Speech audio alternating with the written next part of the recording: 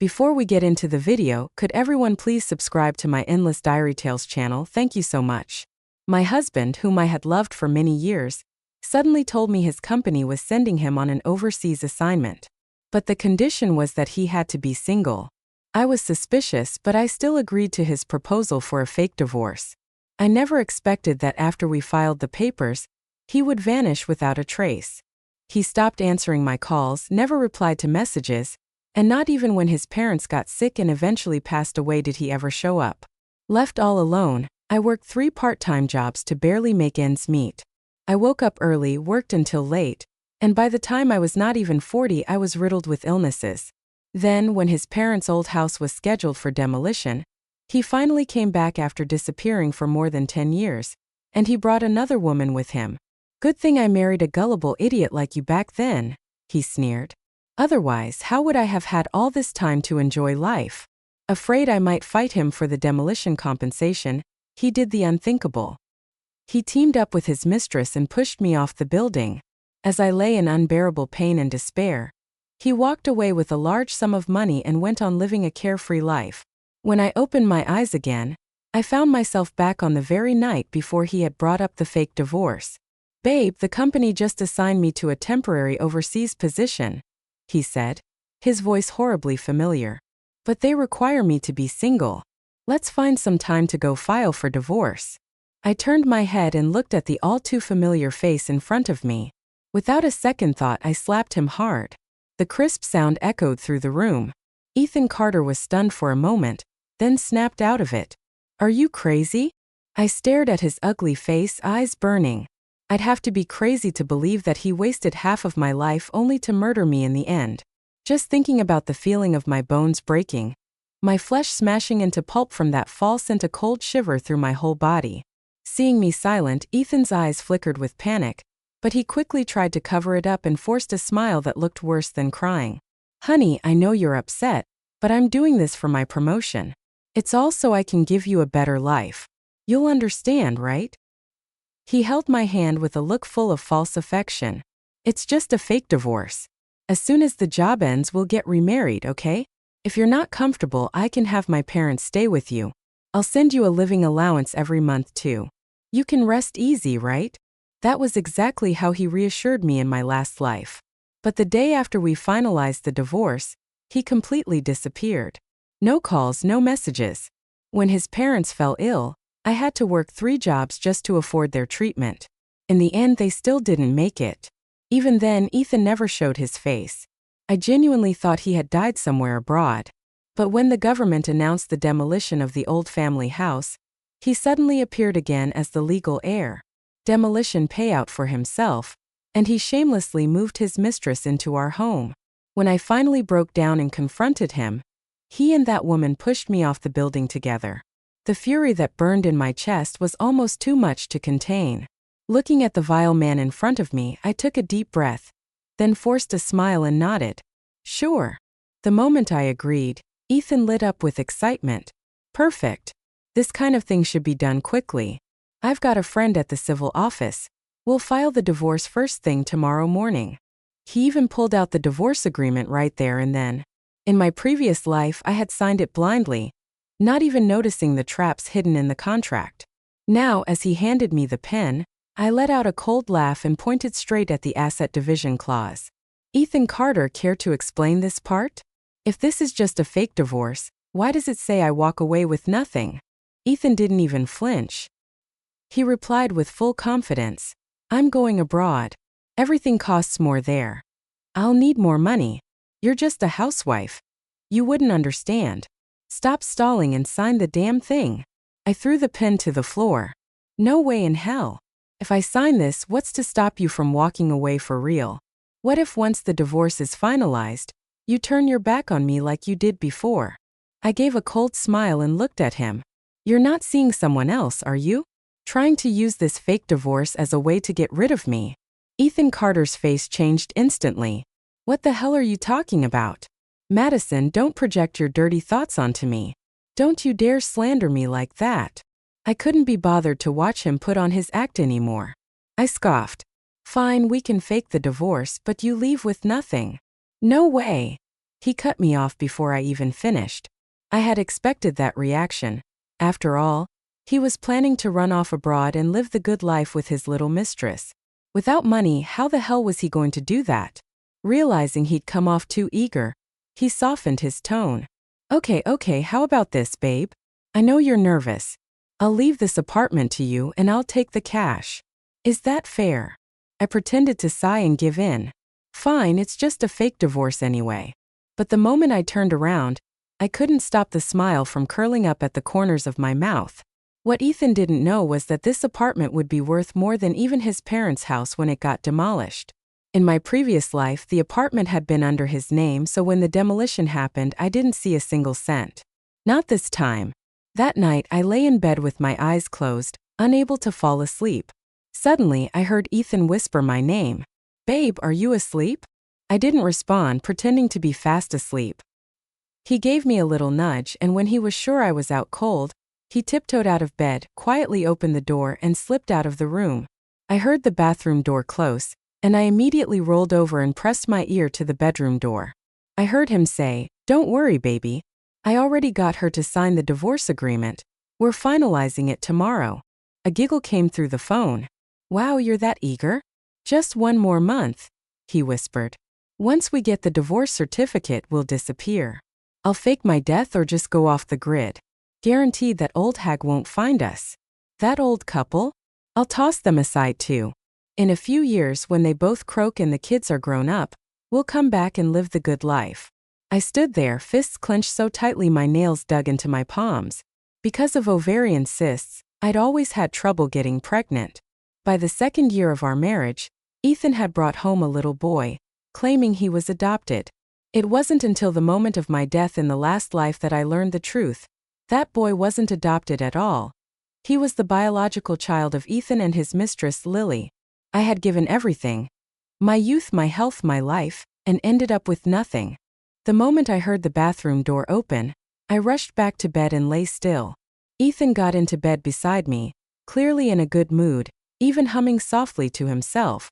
I bit my lips so hard I tasted blood, dying to turn over and tear that smug face apart.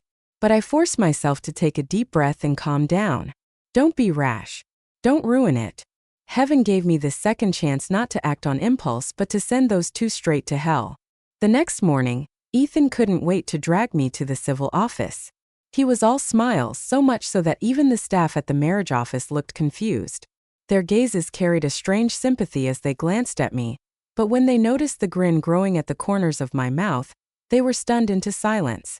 As we left, I overheard one of them whispering, "That's the happiest divorcing couple I've ever seen."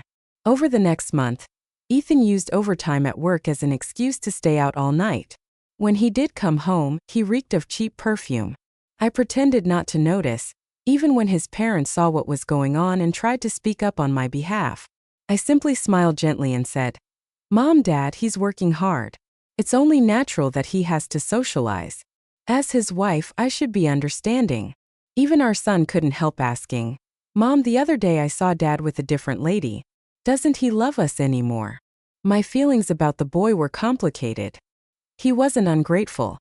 In my last life after I died, he'd had a complete breakdown, investigated the truth and cried hysterically. But under the constant brainwashing and emotional manipulation by Ethan and Lily, he sank into depression and eventually took his own life. He may not have been my biological child, but the bond we shared over more than 10 years as mother and son was real. I pulled him gently into my arms.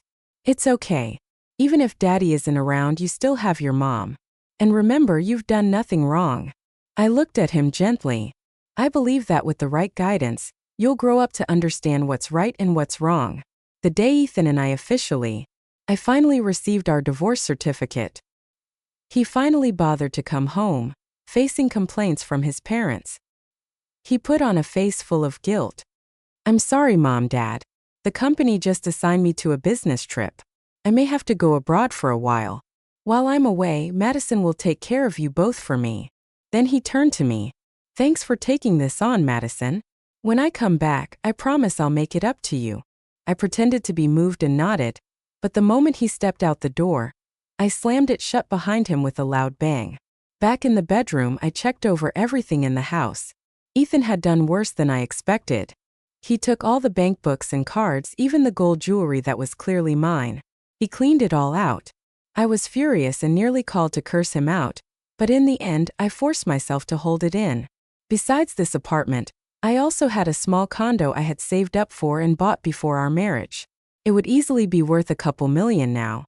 In my past life, Ethan had tricked and coerced me into transferring that condo into his name, but not this time.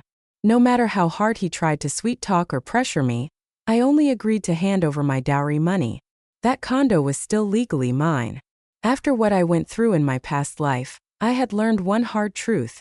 A woman must always leave herself a way out. Pitying a man will only bring a lifetime of misfortune. Just like before, once Ethan left, he completely cut contact with everyone at home.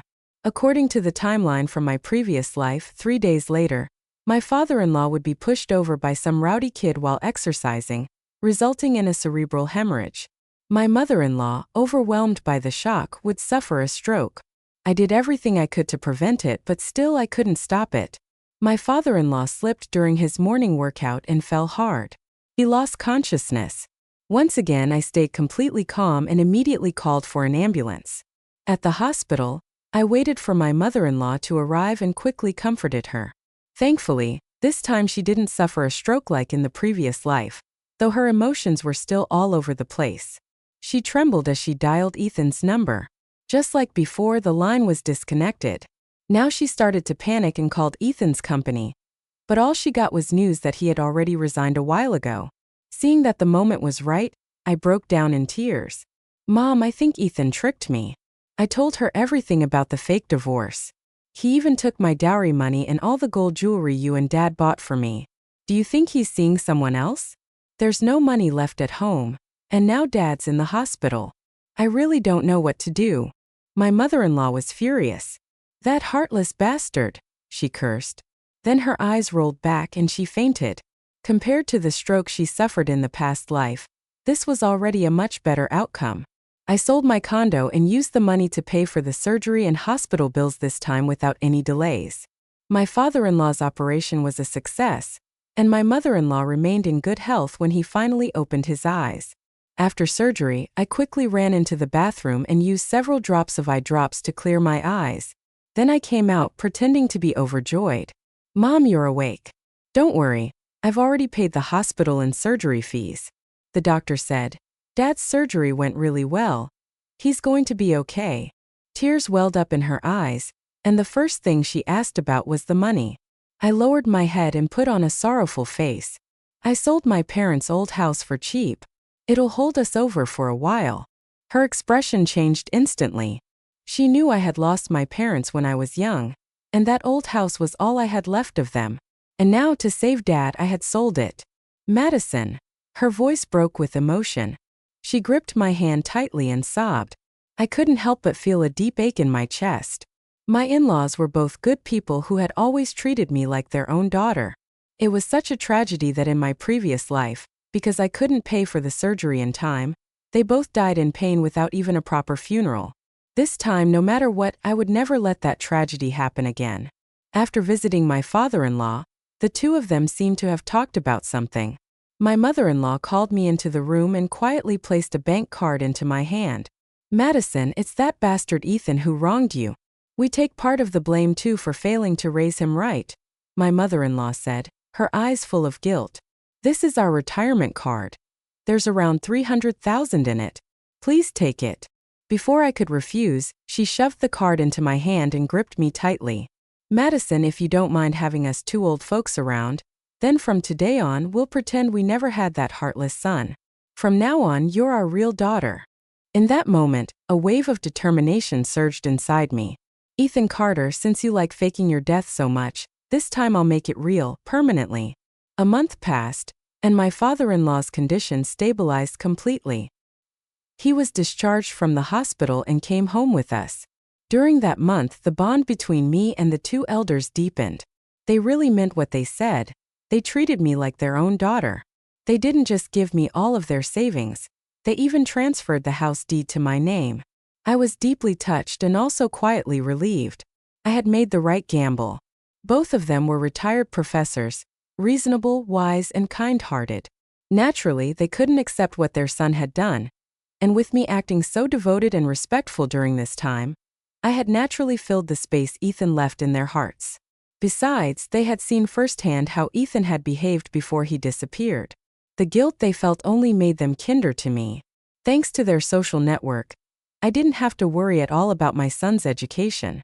It was such a shame that someone like Ethan never valued these amazing resources, all for the sake of his selfishness, called male pride. Since he scorned them, I had no reason not to accept them with open arms. Besides my in-laws, my son Dylan was also starting to understand, under their guidance, just how horrible his father truly was. I eventually told them the truth about the child's origins. It was a painful truth, yes, but better than letting him live in a lie forever. When Dylan found out he wasn't biologically mine, he locked himself in his room the entire day. That evening, when I called him to come eat, this little boy, just 6 years old, came out with red eyes, took my hand seriously and said, "Mom, as long as I'm here, no one will ever hurt you again. I may not be your real son, but to me, you're my one and only mom. No one can take your place." This promise from such a small boy broke me. For the first time since I was reborn, I broke down completely, hugging him tight and sobbing uncontrollably. Why couldn't a child this wonderful have been mine by blood?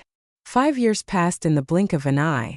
With my in-laws' support and care, Dylan grew up healthy in both mind and body, consistently ranking at the top of his class.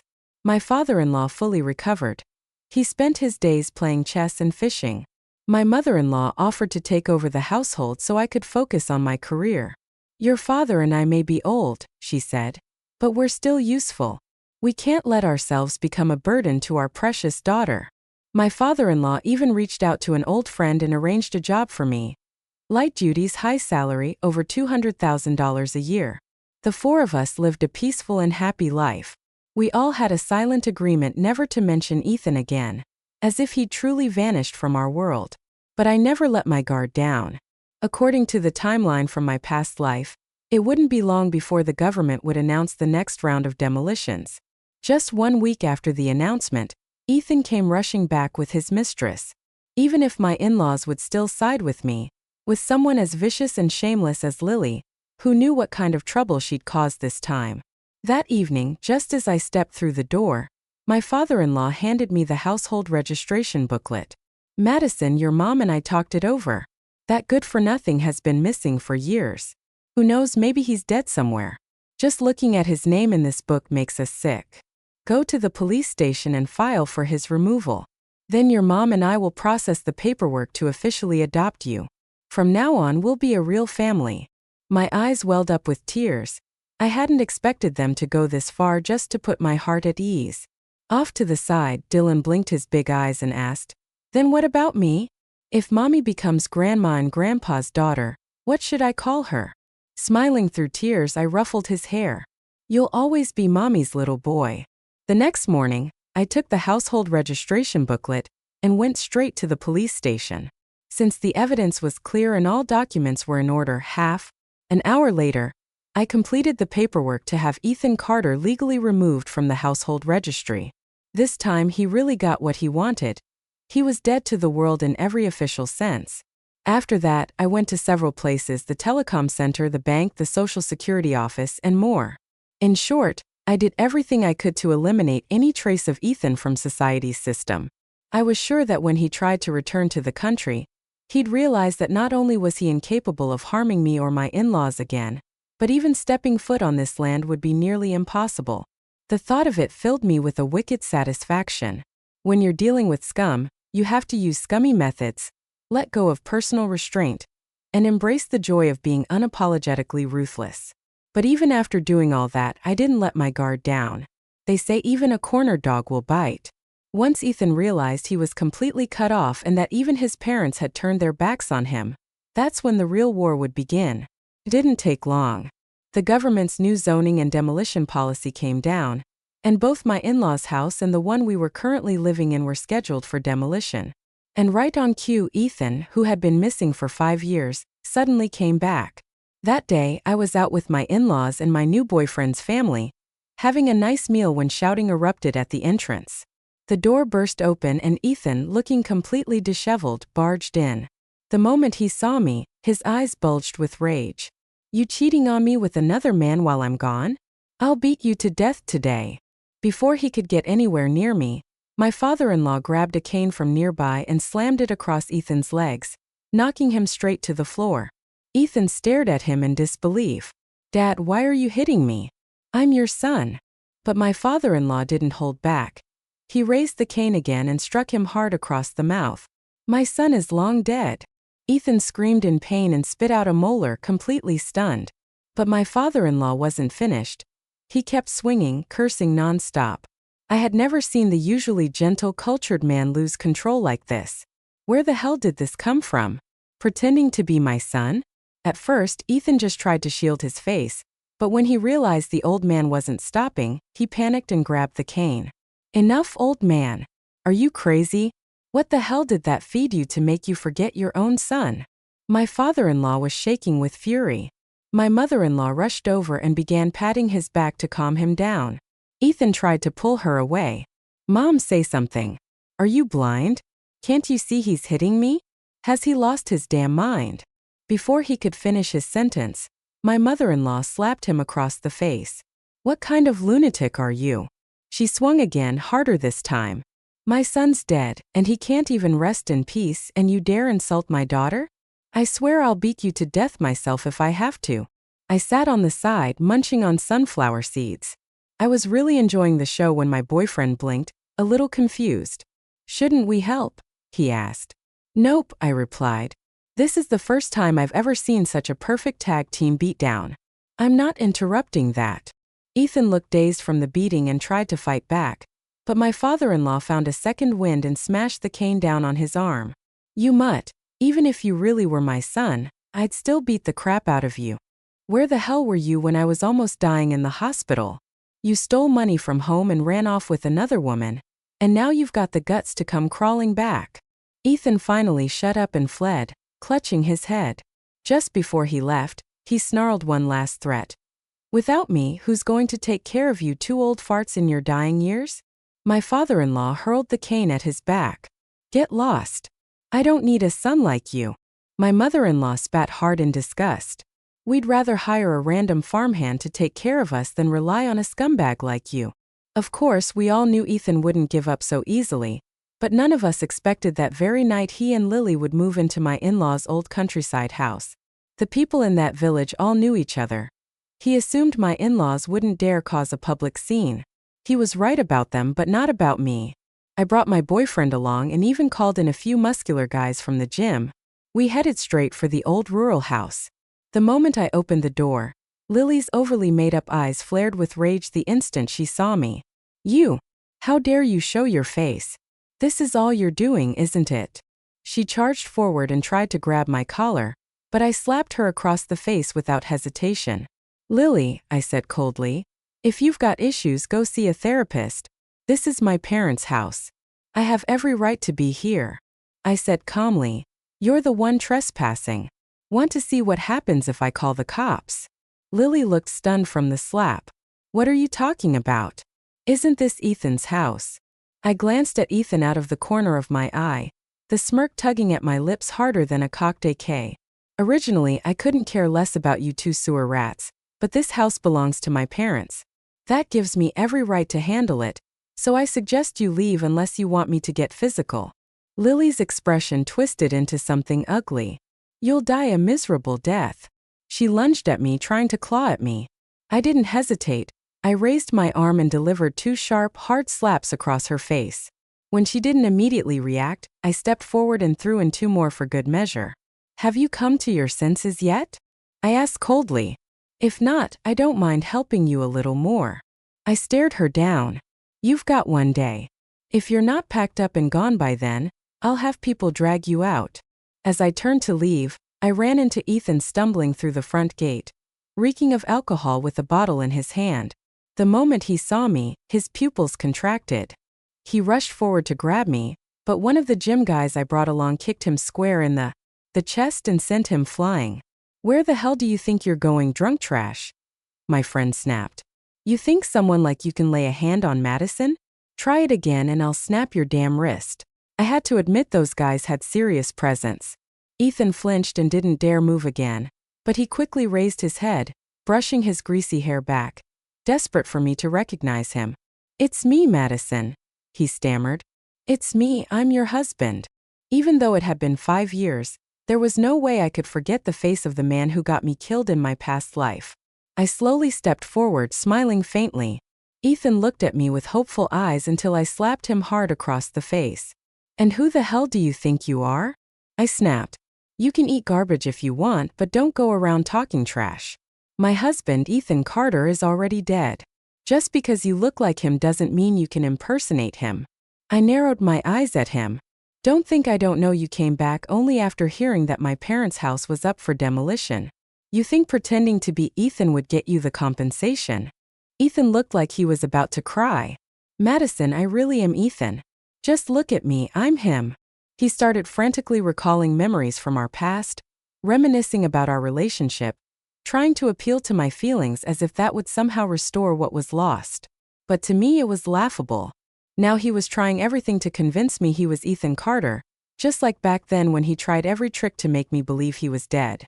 But how do you wake someone who's only pretending to sleep? What goes around comes around, heaven always balances the scales. No matter how much he begged and pleaded, I kept insisting my husband died years ago.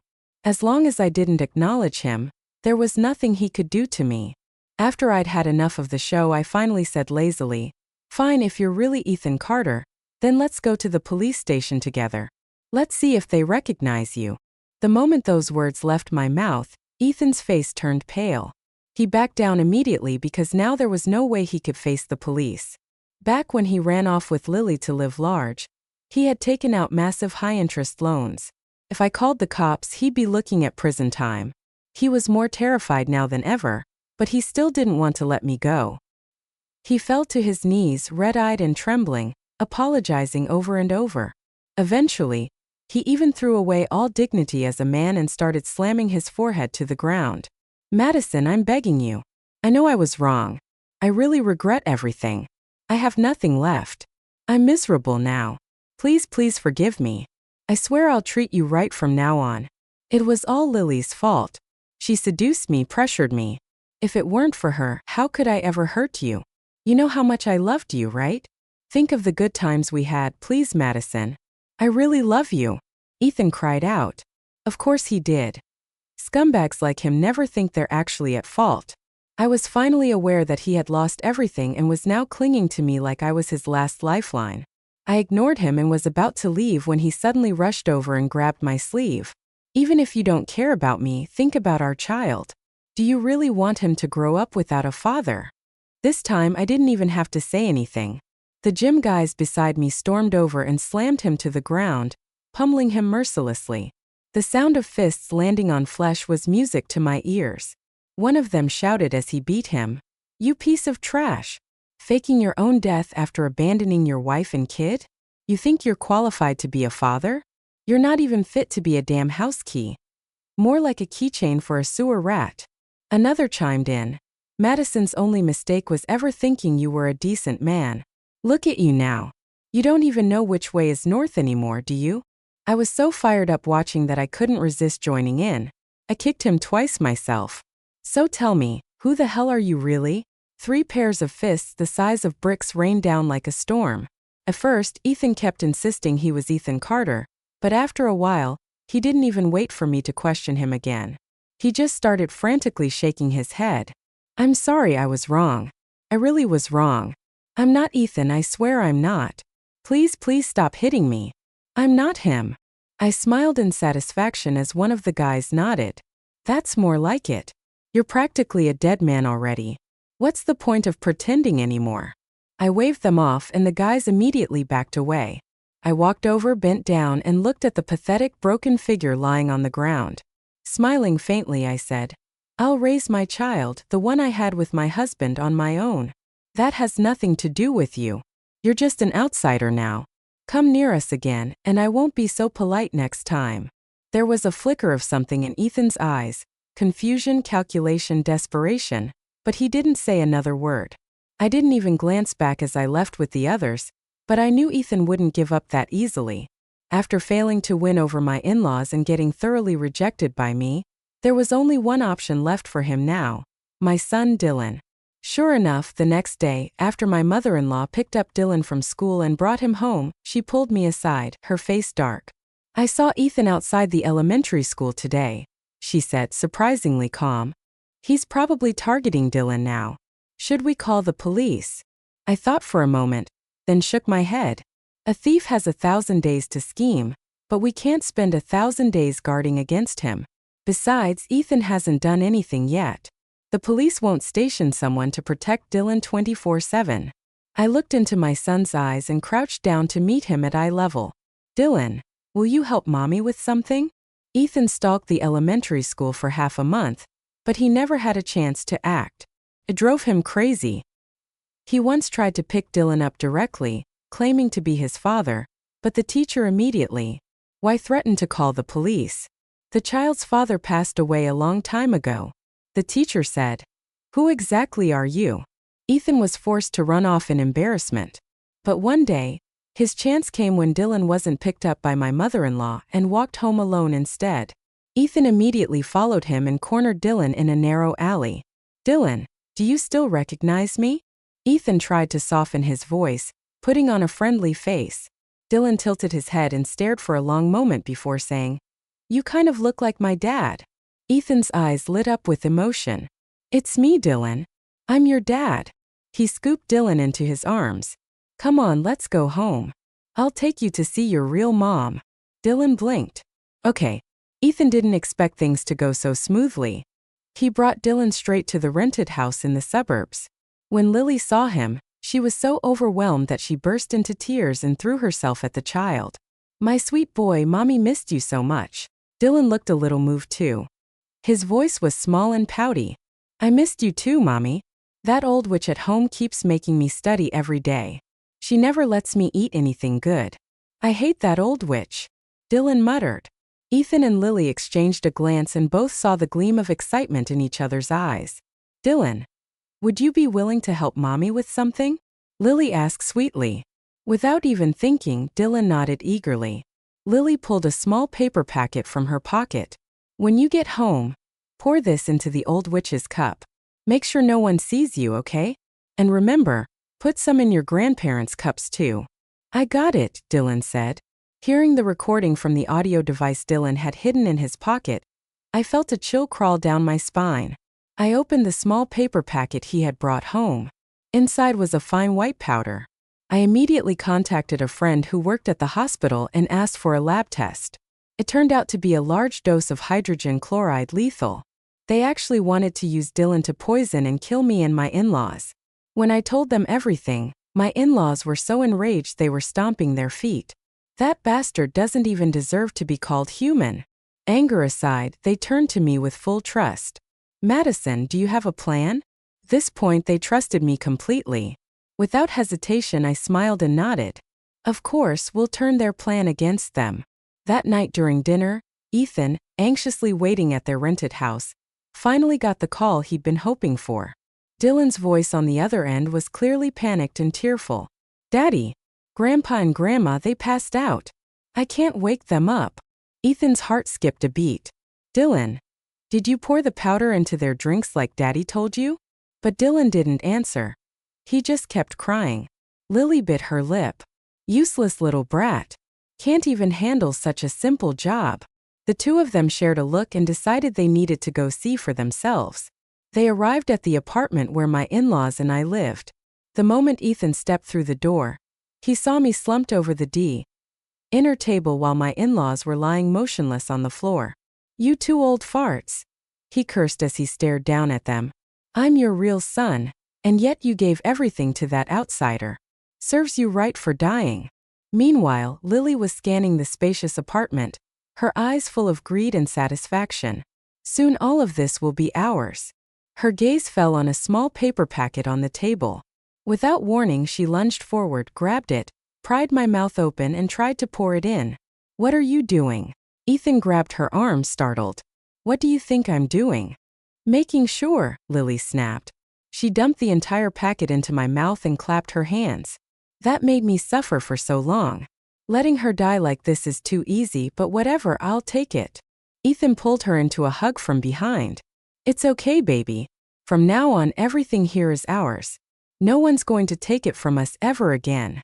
They cozied up to each other like no one else existed until Lily turned and looked at Dylan, who was quietly standing to the side.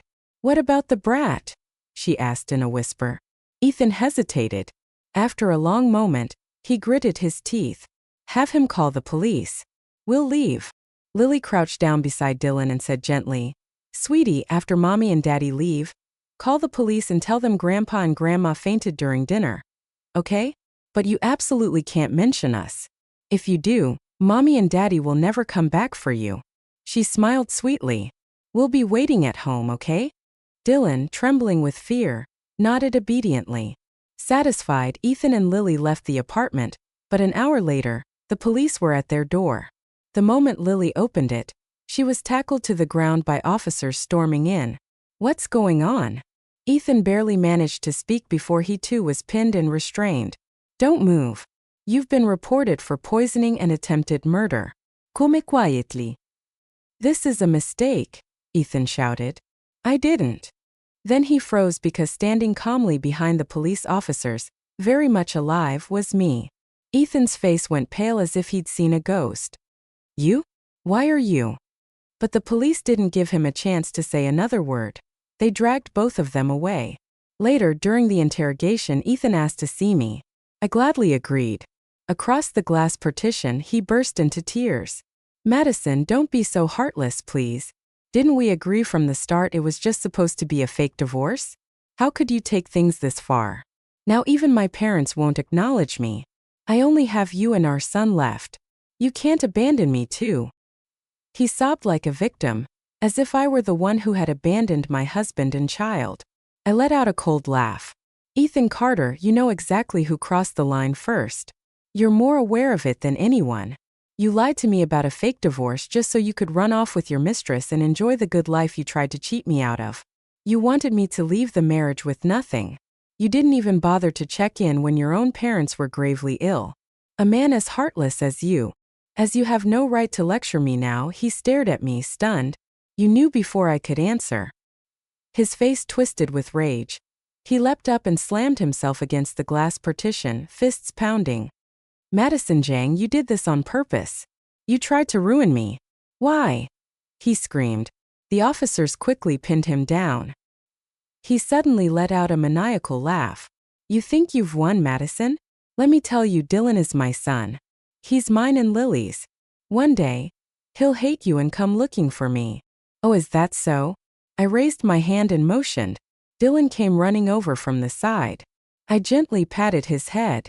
Thanks to this little guy, we were able to catch you two monsters. Dylan beamed with pride. Mom, wasn't my acting amazing? Ethan's eyes went wide, burning with disbelief. You really? Dylan, I'm your father. Lily is your mother. That woman, she's just a witch. How could you? My mom's not a witch, Dylan said with a calm maturity far beyond his years. She raised me. She's my real mom. He looked Ethan in the eye. As for you, I don't have a dad. Maybe I will someday, but it sure won't be you. As I led Dylan away, I heard Ethan break down behind us, his screams echoing through the room. Because of the attempted poisoning, Ethan was sentenced to 15 years in prison. Lily, due to the severity of her crimes and her complete lack of remorse, received 18 years. But neither of them ever made it to prison. Right after the sentencing, while being escorted past Lily, Ethan lunged forward and sank his teeth into her throat, severing her windpipe with terrifying force. Officers shouted at him to stop, but he wouldn't let go. In the end, they were forced to shoot him dead on the spot.